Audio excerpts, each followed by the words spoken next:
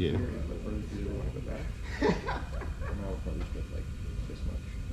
I'm gonna hold it.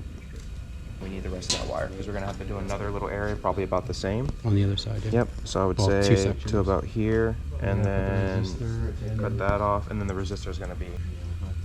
That was the one thing. So we have to go from here. You know what we can do? We can just cut that. One thing we probably should have thought out a little better. It would have come out a little cleaner, but it's still gonna come out. Bomb squad. Waste too much of this. Okay. Okay, we are going to verify how much is the voltage at the input of those. Can you bring your finger? Yep.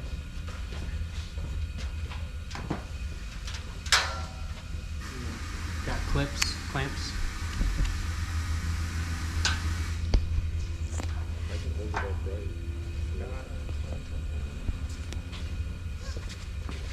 Okay, we have the positive and negative output here, and we are going to connect here hot and neutral coming from the transformer. The transformer over there converts 120 volts into can you verify how much is the output voltage here? AC. Yep. You select AC. Yep. Agreed on that. AC selected. It's AC.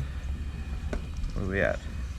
18 volts AC. You see? 18 volts AC. Okay, and now we are going to connect 18 volts AC to the board, and we are going to verify how much is the output voltage.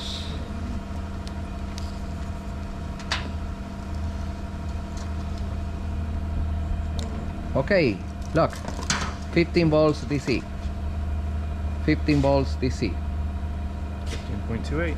That's okay? Perfect. Great job.